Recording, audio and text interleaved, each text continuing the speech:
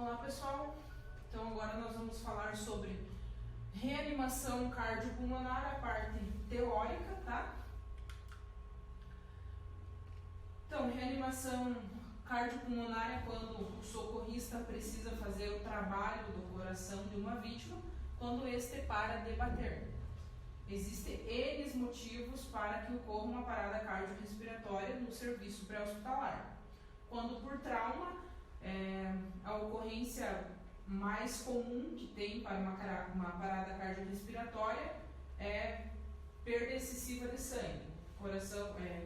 O organismo perde sangue e o coração não tem o suficiente para efetuar o bombeamento. Então, no trauma, o mais comum que ocorre é por grande perda de volume sanguíneo. Então, a parada cardiorrespiratória é o momento em que o coração deixa de funcionar e o indivíduo deixa de respirar, sendo necessário fazer compressões cardíacas para manter o fluxo sanguíneo nos órgãos vitais. Então, a principal função, além de manter o coração funcionando, é manter a perfusão para os órgãos vitais, manter os órgãos vitais com circulação e oxigenação. Existem também alguns passos antes do atendimento propriamente dito. Cena segura, já é de praxe em todo atendimento. Vou me certificar que a cena é segura para que eu possa dar continuidade ao meu atendimento.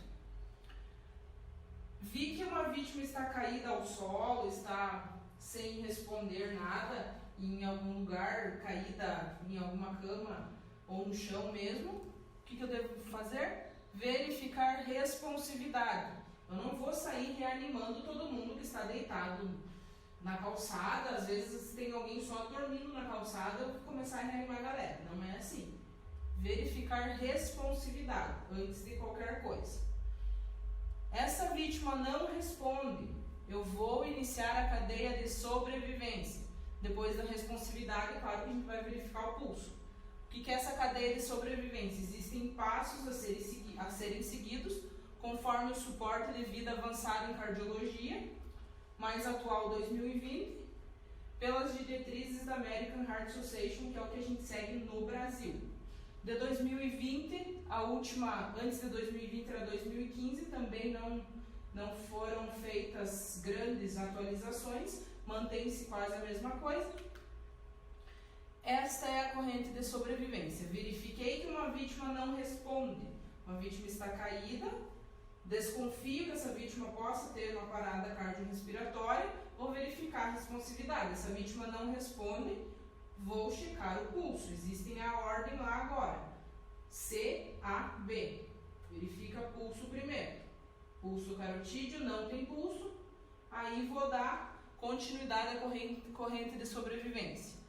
Primeira coisa a se fazer em um caso de parada cardiorrespiratória, solicitação precoce de socorro. Quando é alguém que está andando na rua, não está trabalhando no pré-hospitalar nem nada, ela vai ligar para o serviço de emergência. Se formos nós, dentro da nossa viatura, com a nossa equipe de pré-hospitalar, o que seria a solicitação precoce de socorro?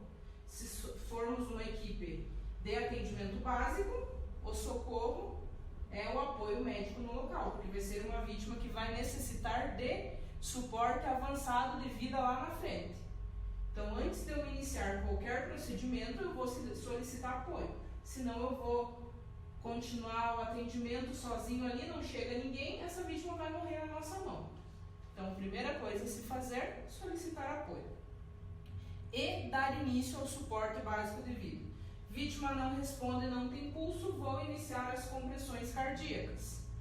Desfibrilação precoce. O que seria desfibrilação precoce? Existe o desfibrilador externo automático, que é o DEA, que a gente conecta as pás no tórax do paciente para que ele, se necessário, produza o choque nessa vítima. Nem toda vítima de parada cardíaca necessita de choque, mas o DEA, o desfibrilador, ele consegue fazer essa leitura e indica o choque ou não. Por isso, inicio o meu suporte básico de vida, que são as compressões torácicas, conecto as pás do desfibrilador e ele vai fazer a leitura para mim se essa vítima necessita de choque ou não. Aí o suporte avançado de vida, porque eu solicitei apoio, certo? Comecei o meu suporte básico, que são as compressões, as ventilações, desfibrilação, chegou o suporte avançado de vida, essa vítima vai precisar de uma via aérea avançada, vai necessitar de infusão de medicação vasoativa e continuidade do suporte avançado de vida em uma unidade hospitalar. Então essa é a corrente de sobrevivência. Então, antes de qualquer coisa, importante ter em mente que eu necessito de apoio no local, independente se eu estou andando na rua ou estou a trabalho. Então, vamos lá a sequência. Para adultos e crianças acima de 1 ano de idade. Vítima inconsciente, vou verificar a responsividade, se realmente ela está inconsciente, e abordagem CAB. Vou primeiro verificar o que? Circulação. Verificar se essa vítima tem pulso. Por vítimas inconscientes, lembrando que pulso carotídeo. Vítima não tem pulso, vou iniciar as compressões. São 30 compressões e 2 ventilações. Enquanto isso acontece, quando o socorrista que verificou a inconsciência e a ausência de pulso iniciar as compressões, o segundo socorrista, porque você não trabalha sozinho, o segundo socorrista precisa preparar o DEA, que é o desfibrilador, para o uso. Enquanto um socorrista está realizando as compressões, o segundo socorrista prepara o desfibrilador. Você começa as compressões e conta as compressões em voz alta. Por que eu preciso contar as compressões em voz alta? O segundo socorrista, além de preparar o DEA para mim, ele vai ventilar essa vítima. Então, como as ventilações são 2 após 30 compressões, o segundo socorrista, meu companheiro, precisa saber aonde eu estou nessas compressões. Então, preciso contar em voz alta para ele saber que deu 30 para ele ventilar. O segundo socorrista aplica as pás do DEA. As pás do DEA tem o desenho lá onde posicionar no tórax do paciente, certo? E também o segundo socorrista vai abrir as vias aéreas da vítima, reposicionar as vias aéreas e dar as respirações de resgate, as ventilações. E troca-se de papéis a cada 5 ciclos de compressões e respirações. Então, são 5 ciclos de 32, o que vai corresponder a mais ou menos 2 minutos. Quando fechar esses 5 ciclos de 32, troca de socorrista para que não haja a exaustão de quem está nas compressões. Porque a partir do momento que o socorrista está exausto, as compressões já não são tão efetivas. Então, as compressões se dão de 100 a 120 compressões por minuto, numa profundidade aproximada de 5 centímetros. Sempre falo que o socorrista não vai andar com uma régua para medir o tanto que o tórax afunda, certo? Mas esses 5 centímetros aqui baseia-se no tórax afundando e o tórax levantando. Então, é mais ou menos 5 centímetros a profundidade. E em crianças muito pequenas ou magras ou até mesmo idosos, é opcional o uso de apenas uma mão para a realização das compressões. Essa aqui é a posição adequada, quando uma vítima está ao solo, uma mão sobreposta à outra, coluna ereta, braços eretos e cotovelos esticados, para dar início às compressões. Uma pequena demonstração, sempre em qualquer abordagem a uma vítima que esteja ao solo, os joelhos devem estar alinhados com o ombro da vítima. Vou verificar a responsividade dessa vítima. Se essa vítima não responde, vou verificar o pulso. Verifica-se pulso carotídeo. Não tem pulso, vou me posicionar para reanimação cardiopulmonar. Uma mão sobreposta à outra, na linha mamilar, coluna ereta, os braços esticados, são 30 compressões. 1, 2, 3, 4, 5, 6, 7... até dar 30 compressões. Enquanto eu dei início a essas compressões, o meu colega, o segundo socorrista, vai estar preparando o desfibrilador para posicionar no tórax do paciente. E também é o segundo socorrista que vai efetuar as ventilações, as 2 ventilações. Por isso a importância de realizar essa contagem das compressões em voz alta, porque o segundo socorrista deve estar preparado com o ambu para fazer as 2 ventilações, certo? Esse aqui é um ambu, pessoal. Ambu, na verdade, é o nome da marca, né? Não é o nome disso aqui. Esse aqui é um equipamento, é uma bolsa válvula máscara. É o nome do equipamento, mas ninguém chama com esse nome. O nome comum que a maioria das pessoas chamam é ambu, mas ambu é apenas a marca. Então, o segundo socorrista precisa estar posicionado, máscara vedada ao nariz e queixo do paciente, mento elevado, mão em posição DC para fazer as 2 ventilações. Eu preciso me certificar que o tórax do paciente eleva a cada ventilação, que é sinal de que a respiração está sendo feita, certo? Então, vocês viram uma pequena demonstração de como se posicionar e como efetuar as compressões. As mãos sobrepostas uma à outra, os braços esticados, coluna ereta, linha mamilar da vítima e início das compressões. Então, vou usar o DEA assim que disponível. Enquanto eu dei início às compressões, o ideal é que o segundo socorrista já providencie isso aqui, para que o DEA oriente ou não o choque a essa vítima. Reavaliação de pulso após 2 minutos de compressões. O que seriam os 2 minutos de compressões?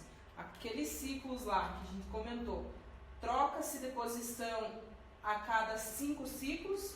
No caso, são 5 ciclos 32. Isso corresponde a mais ou menos 2 minutos.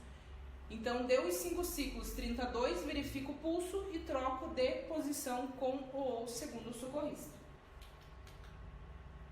Então, reavalia pulso. Se voltou, a gente vai aguardar a chegada da equipe médica, porque essa vítima mesmo assim vai necessitar de uma via aérea avançada.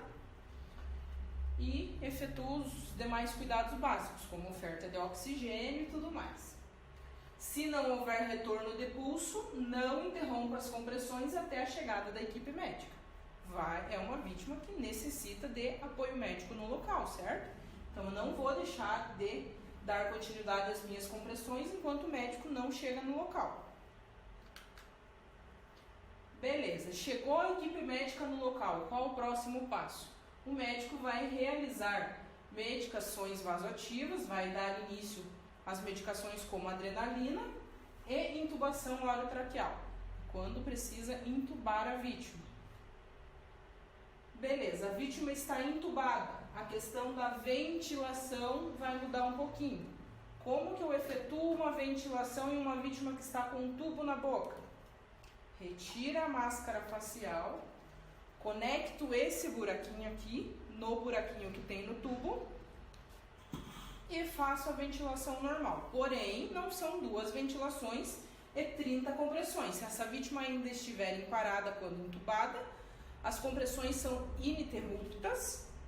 A gente vai fazer a troca de 2 em 2 minutos, normal, como se fosse ciclos de 32, mas as minhas ventilações é uma ventilação a cada 6 segundos mais ou menos, que é o tempo de respiração normal que uma pessoa tem, certo? Conecta no tubo, conto na minha cabeça. 1, 2, 3, 4, 5, 6. Então, as compressões são ininterruptas e uma ventilação a cada 6 segundos mais ou menos.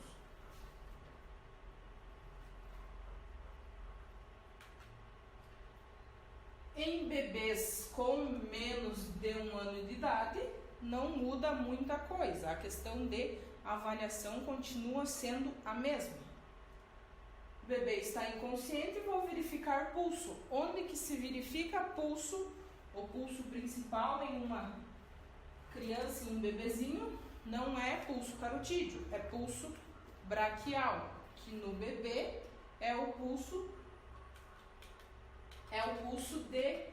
de maior calibre, certo? Então, é no bebezinho a gente verifica pulso braquial. Então, verifiquei pulso. Não tem pulso, vou iniciar as compressões. Também, 30 compressões por 2 ventilações, quando estiver apenas em um socorrista. ou 15 compressões e 2 ventilações quando estivermos em 2 socorristas, o que acontece na maioria das vezes.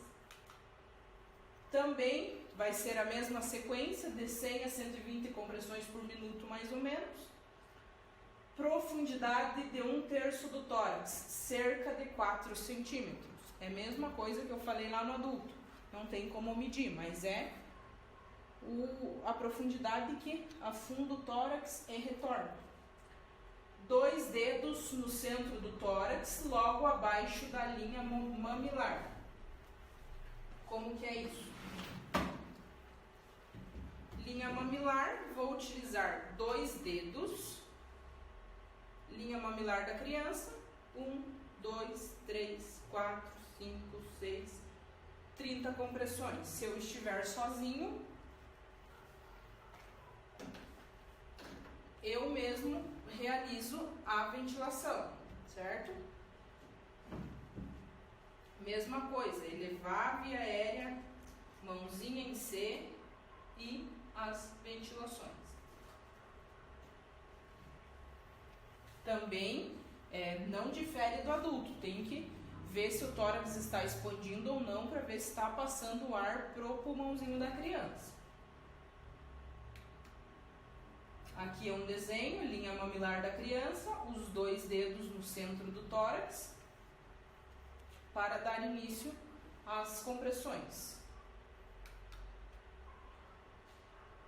Reavaliar o pulso 2 minutos após as compressões, que é os 5 ciclos de 32, equivale a mais ou menos 2 minutos.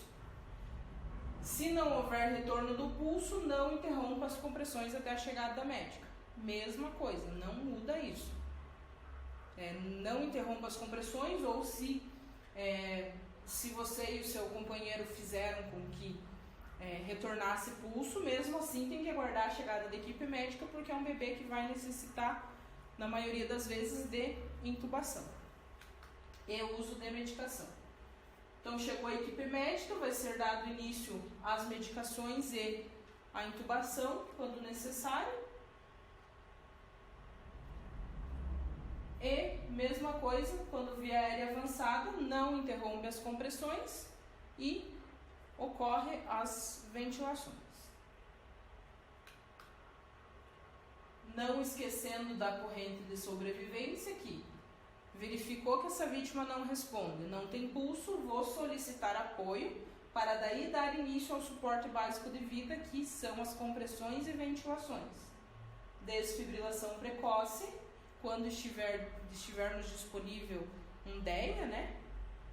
O suporte avançado de vida, aqui uma ambulância, que é quando a equipe médica chega ao local, e aqui é intra-hospitalar, continuidade do suporte avançado de vida, quando levamos essa vítima para o hospital, certo?